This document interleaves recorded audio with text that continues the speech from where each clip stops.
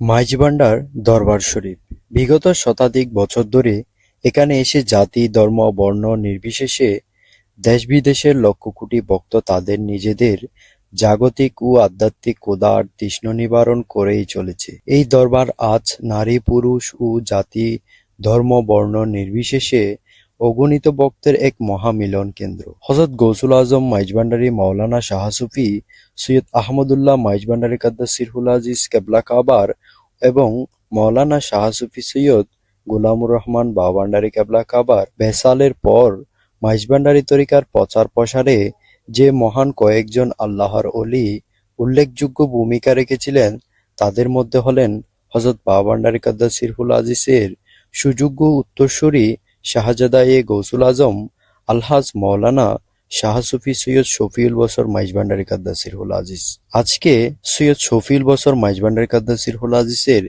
সংক্ষিপ্ত জীবনী তুলে ধরব। জন্ম ও শিক্ষা। শাহ সুফি মাওলানা সৈয়দ শফিউল বসর মাইজভান্ডারী 1325 বঙ্গাব্দ 7 ফাল্গুন 1919 সালের 20 ফেব্রুয়ারি রবিবার পূর্ণময়ী মাতা হযরত সৈয়দা জেবুন্নেসা রহমানীর কুলে জন্মগ্রহণ করেন। আল্লাহ তাআলা যাকে সর্বোত্তম মাহবুব রূপে গ্রহণ করতে চান তাকে তিনি নানা কঠিন পরীক্ষায় ফেলে যোগ্যতর হিসাবে গড়ে তোলেন। তার মাত্র 2.5 বছর বয়সে তিনি মাতৃহারা হন। তার বড় ভাই শাহজাদা-এ গৌসুল আজম হযরত শাহ সুফি মাওলানা হায়রুল বসর মাইজভান্ডারী কাদ্দাসিরহুল আজিজের তত্ত্বাবধানে এবং আত্মীয়-স্বজনের মমতাময় তিনি বড় হন। তার জন্মদাতা পিতা হযরত বাওয়ান্ডারী কাদ্দাসিরহুল আজিজ সর্বসময় আল্লাহর ধ্যানে মগ্ন থাকতেন বিধায় তিনি জাগতিক পিতৃস্নেহ পাননি। ছোটবেলা থেকেই বিদ্যা, শিক্ষা এবং ধর্মীয় বিষয়ে তার প্রবল আগ্রহ পরিলক্ষিত হয়। যথাযথ শিক্ষকের সাহচর্যে তিনি লেখাপড়ায় উন্নতি লাভ করতে থাকেন। আরবি, ফার্সি ও উর্দুর পাশাপাশি সমসাময়িক বাংলা ও ইংরেজি শিক্ষায়ও তিনি পারদর্শী হয়ে ওঠেন। এরই ধারাবাহিকতায় উচ্চতর শিক্ষা লাভের জন্য তৎকালীন ভারতবর্ষের বিখ্যাত আলিগড় বিশ্ববিদ্যালয়ে অধ্যয়নের জন্য ভর্তি হন। সাধনা ও রিয়াজত। পাক ভারতের উপমহাদেশের প্রখ্যাত ইসলামী আধ্যাত্মিক কেন্দ্র চট্টগ্রামের মাইজভান্ডার দরবার শরীফের যুগল গৌসুল আজম মাইজভান্ডারীর বংশধর হিসাবে তিনি দুনিয়াবী শিক্ষার পাশাপাশি ধর্মীয় সাধনা আত্মনিয়োগ করেন। এরই ধারাবাহিকতায় দ্বিতীয় বিশ্বযুদ্ধের সময় ভারত মহাদেশের বিভিন্ন অলি বুজুর্গানের দিনের মাজার শরীফ জিয়ারত করেন।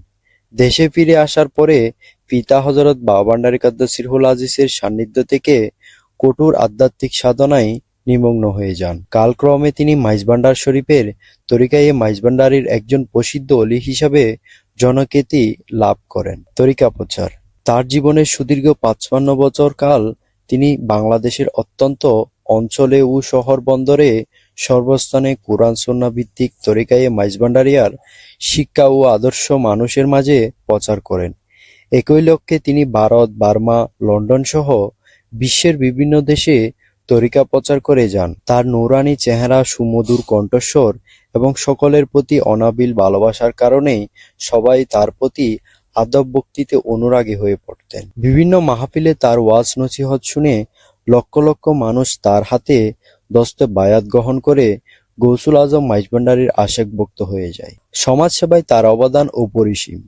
সমাজ উন্নয়ন ও মানব কল্যাণে ছিলেন তিনি নিবেদিত প্রাণ। নাজিরহাট মাইজভান্ডার শরীফ সড়ক উন্নয়ন এবং এই সড়কে ব্রিজ নির্মাণ, মাইজভান্ডার শরীফের বিদ্যুৎ সংযোগ, পোস্ট অফিস ও টেলিফোন এক্সচেঞ্জের জন্য নিজস্ব জায়গা প্রদান করেন।